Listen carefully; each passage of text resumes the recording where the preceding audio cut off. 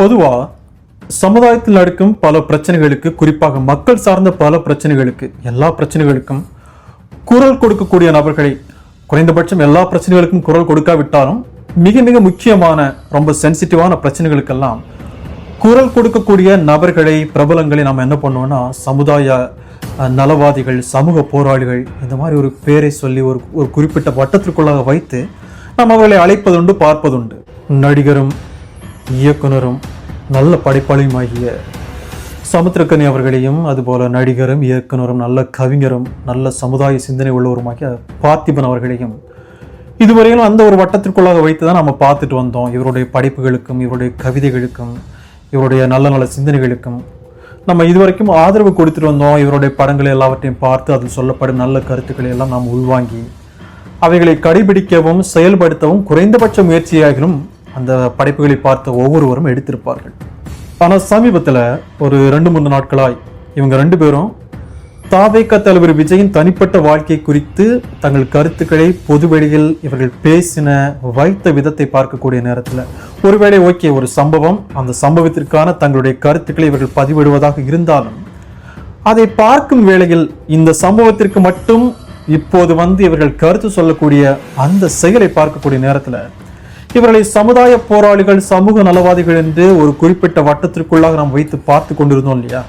இவர்கள் அந்த வட்டத்திற்குள் சாராதவர்கள் போல, அந்த வட்டத்திற்குள் வைத்து பார்ப்பதற்கு தகுதி இல்லாதவர்கள் போல காணப்படுறாங்க. சரி, பேசிட்டீங்க, அது உங்களுடைய தனிப்பட்ட கருத்து. பல செலக்டிவ் போராளிகளை போல விஜயுடைய தனிப்பட்ட வாழ்க்கைக்கு மட்டும் நீங்களும் உங்களுடைய கருத்துக்களை பதிவு செய்து விட்டீர்கள். தனிப்பட்ட உரிமை அது. ஏன் பண்ணீங்க, இந்த விஷயத்துக்கு ஏன் பேசுனீங்கன்னு கேட்கக்கூடிய உரிமையெல்லாம் எங்களுக்கு இல்லை. ஆனா கடந்த சில நாட்களாக தமிழகத்தில் நடந்து வரும் பல அசம்பாவித சம்பவங்களில் ஏதாகிலும் ஒன்றுக்கு மனித சமுதாயமாகவும் தனிப்பட்ட நபர்களாகவும் பாதிக்கப்பட்ட சென்சிட்டிவான பல விஷயங்களில், பல முக்கியமான விஷயங்களில் ஏதாகிலும் ஒரு விஷயத்திற்கு நீங்கள் இதுபோல பொதுவெளியில் தைரியமாக உங்கள் குரலை பதிவு செய்திருந்தால் சரி, பொதுவெளியில் குரலை பதிவு செய்வதற்கு பயப்படும் மற்ற கோழைகளைப் போல நீங்களும் பயந்திருந்தால் அதான் வச்சிருக்கிறீங்கல்ல சமுதாய வலைதளங்களில், சமூக வலைதளங்கள்னு சொல்லிட்டு பல 1000 ஃபாலோவர்ஸ் எல்லாம் வச்சிருக்கிறீங்களா சார்?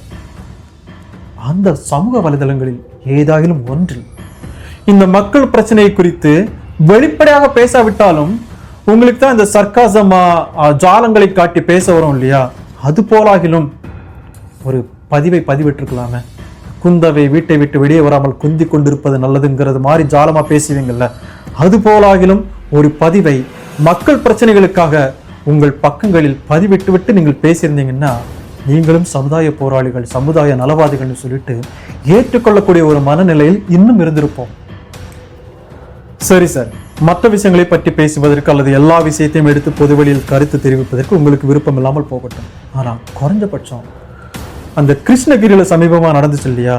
2 வயசு சின்ன குழந்தை, அந்த குழந்தையுடைய பிஞ்சு பிறப்புறுப்பில் ஒருத்தன் நஞ்சு விரலை இட்டு தன்னுடைய அழுக்கு பசியை தீர்த்து கொள்ள அதை திண்டானே, ஏன் சாகுறவனே தெரியாத அந்த குழந்தைய கொன்னான்ல ஒருத்தன். அந்த விஷயத்துக்காகிலும் உங்களுடைய சமுதாய போராளிகளை, உங்களுடைய சமுதாய அக்கறை உள்ள அந்த கவிஞனை வெளியே கொண்டு வந்து ஒரு கருத்து தெரிவிச்சிருக்கலாம்ல. சரி, ஆள்றவங்களை எதிர்த்து நீங்க பேச வேணாம் சார், ஆளும் கட்சி எதிர்த்து பேசவே வேணாம்.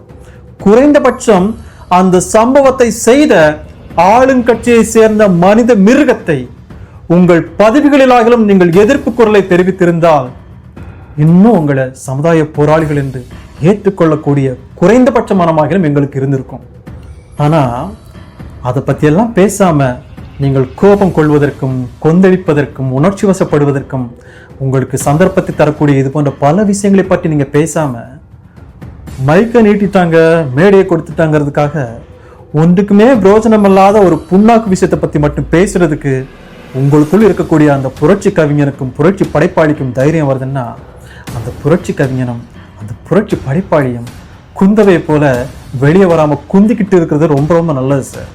கிருஷ்ணகிரியில் நடந்த அந்த மரணத்திற்கு வேணா அந்த ஆளும் கட்சியை சேர்ந்த காம வெறி பிடித்த நாய் காரணமா இருக்கலாம் சார்.